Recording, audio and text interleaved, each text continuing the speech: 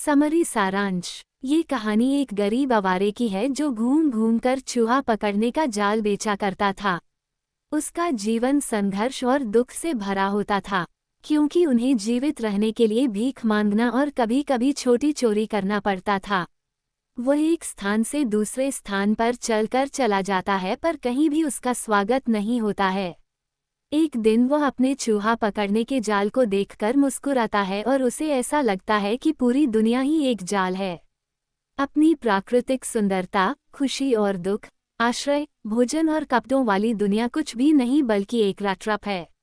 वह वास्तव में इसके लिए दोषी नहीं ठहराया जा सकता, क्योंकि दुनिया ने हमेशा उसे बुरी तरह से व्यवहार किया है। वो उन लोगों के बारे में सोचना पसंद करता था जिन्हें वह जानता था कि जाल में पकड़े गए थे और दूसरों को हम जल्दी फांसने वाले थे। एक दिन चलते समय उसने सड़क के किनारे एक छोटा कुटीर देखा और आश्रय के लिए पूछा।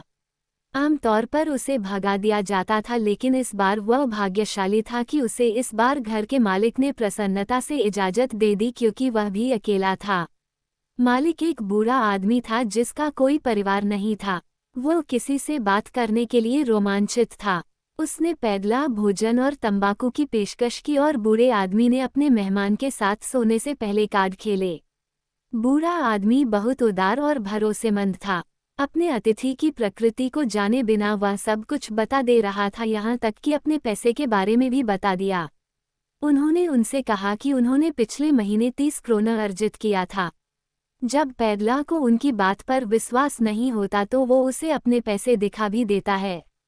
अगली सुबह जब बूढ़ा आदमी अपनी गाय का दूध निकालने गया तो पैदला भी उठ गया। उसने बूढ़े को धन्यवाद किया और अपने रास्ते आगे चला गया। आधा घंटे बाद उसके चरित्र में परिवर्तन आया और उसके अंदर का लालच जाग उठा। वह बूढ़े आदमी के घर लौट आया, खिड़की को तोड़ दिया और पैसे की थैली उठाकर भाग गया। बूढ़े आदमी से धन चोरी करने के बाद वह अपने आप से बहुत प्रसन्न था कि वह कितना चालाक और शयना है। हालांकि वह चिंतित था कि वह पकड़ा जा सकता है और इसीलिए उसने जंगल में जाने का फैसला किया। जंगल में बहुत देर चलने के बाद उसे ऐसा लगा कि वह एक ही रास्ते में गोल गोल घूम रहा है और कहीं पहुंच नहीं पाएगा। जल्द ही उसे दुनिया और उसके बारे में अपने विचार याद आए और उसे ऐसा प्रतीत हुआ कि इस बार वो खुद जाल में फंस गया है और जाल में फंसने के लिए चारे का काम किया उस पैसे ने जो वह चुरा कर ले आया था। ये ठंडी सर्दियों की रात थी और अंधेरा पहले से ही जंगल के आसपास था, जिसका मतलब खतरे में वृद्धि हुई थी। जैसे ही वह अपनी हिम्मत हारने वाला था, उसे पास से किसी कारखाने की आवाज आई। पैदला ने अपनी सारी ताकत इकट्ठा की और उसकी ओर बढ़ा। साइट पर इतने शोर थे कि किसी ने भी देखा नहीं कि पैदला द्वार खोलकर अंदर प्रवेश कर चुका था।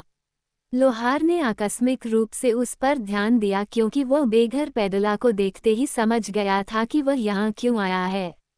क्योंकि आश्रय की तलाश में पैदला भी लंबे दाढ़ी, गंदे रूप, गलेदार कपड़े और उसकी छाती पर लटकने वाले रटरप्स के साथ था। यही कारण है कि जब पैदला ने रहने की अनुमति मांगी तो उसने बिना किसी मौखिक प्रतिक्रिया के उसे आज्ञा दे दी। मिल के मालिक ने उसे कोई और समझा और उसे अपने साथ घर आने को बोला।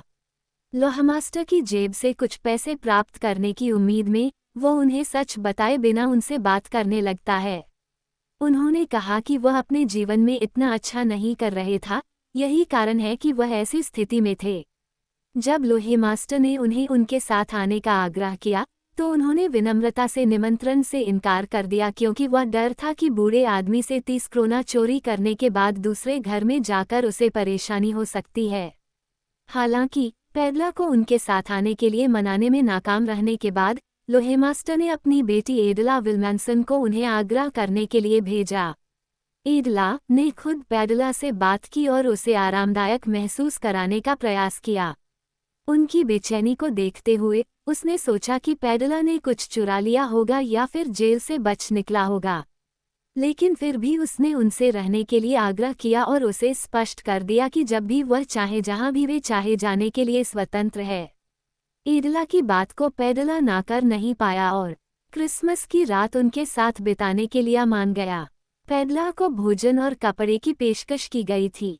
अगली सुबह लोहे मास्टर और उनकी बेटी पैडला की दुखद स्थिति के बारे में चर्चा कर रहे थे जब लोहे मास्टर ने उनसे कहा था कि उन्हें ये सुनिश्चित करना होगा कि वह अब रेड ट्रैप्स बेचने नहीं जाने चाहिए। लेकिन पैडला की वेशभूषा ने एडला के लिए यह विश्वास करना मुश्किल बना दिया कि उसकी उचित शिक्षा कभी हुई भी थी। जैसे ही पैडला दिन के उजाले में साफ सुथरे कपड़े में कमरे में प्रवेश करता है, लोहामास्टर को एहसास हुआ कि वह कोई और व्यक्ति है। वह पैडला पर क्रोधित था और उसे तुरंत जाने के लिए कहता है। इस पर पैडला कहता है कि उन्होंने खुद को एक गरीब व्यापारी होने का दावा किया था और कुछ भी नहीं। लेकिन लोहे मास्टर ने घोषणा की कि वह इस मामले को पुलिस में ले जाएंगे और उनकी गिरफ्तारी करवाएंगे। ये सुनकर पैडला ने अपनी धारणा व्यक्त की कि पूरी दुनिया एक बड़ा जाल है और सभी अच्छी चीजें चारे के रूप में है। वह आगे कहता है कि अगर पुलिस ने मुझे गिरफ्तार किया तो एक दिन तुम भी जाल में पकड़े जाओगे। जब वह जाने वाला था, बेटी ने विरोध किया कि उसे क्रिसमस के लिए रहने की इजाज़त दी जानी चाहिए क्योंकि उन्होंने पहले से ही उसे क्रिसमस का भोजन करने का वादा किया था। एडला का कहना है कि पैडला पूरे साल एक स्थान से दूसरे स्थान पर जाता है और जहां भी वह जाता है उसका स्वागत नहीं किया जाता है। वह लगातार पीछा और गिरफ्तार होने के डर में इधर उधर भाग रहा है। उसने अपने पिता से आग्रह किया कि उन्हें उसे अपने नीरस जीवन से एक दिन दूर ले जाना चाहिए। लोहे मास्टर इस विचार के पक्ष में नहीं था लेकिन वो उसके खिलाफ भी कुछ न बोल सका। उन्होंने केवल उम्मीद की कि उनकी बेटी को उनके फैसले पर पछतावा नहीं होना चाहिए। उसने पैडला को बैठकर खाने को कहा। पैडला ने अपने निर्देश का पालन किया और एक भी शब्द बिना बोले खाना खाने लगा। वह समझ नहीं पाया कि लड़की उसके लिए इतना सहायक क्यों हो रही है। क्रिसमस की पूर्व संध्या पर उसने बिना कुछ किए शांति से सोया। ऐसा लगता है कि कई सालों के बाद वह ऐसी नींद सो रहा है।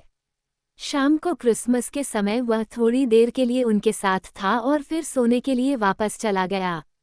ये वास्तव में लंबे समय के बाद था कि उसके पास सोने के लिए उचित जगह थी। क्रिसमस के खाने के लिए 2 घंटे बाद वह जाग गया। रात्रिभोज के बाद बेटी ने उनसे कहा कि अगर वह अगले क्रिसमस को शांति में बिताना चाहता था तो वह वापस आ सकता था। पैडला एक शब्द नहीं कह सका। वह लड़की की उदारता से खुश था। अगली सुबह लोहामास्टर और उसकी बेटी क्रिसमस मनाने के लिए जल्दी उठ गए।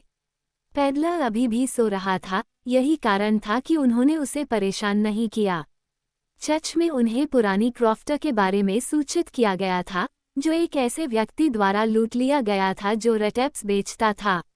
ये सुनकर लड़की हैरान और हताश हो जाती है और आदमी यह सोचने लगता है कि उनके घर पहुंचते तक कुछ ना कुछ तो जरूर चोरी हो जाएगा। घर पहुंचने पर उन्होंने पूछा कि पैडला कहाँ है।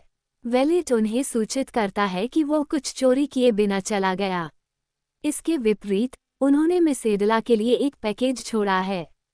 जैसा कि एडला ने पैकेज खोला, उसने इसमें एक छोटा सा रट्रप और 3 झुर्रियों वाले 10 क्रोना नोट्स पाए। इसमें एक पत्र लिखा गया था कि चूंकि मिस एडला उनके लिए बहुत अच्छा और उदार रही है, इसलिए वह भी उसके लिए अच्छा करना चाहता है। वह नहीं चाहता था कि वह चोर द्वारा शर्मिंदा हो। इसके अलावा वह चाहता था कि अडेला पैसे को बूढ़े आदमी को वापस कर दे और क्रिसमस के रूप में रेट्रप को स्वीकार करें। इस पत्र को कप्तान वॉन स्टाहले के रूप में हस्ताक्षर किया गया था।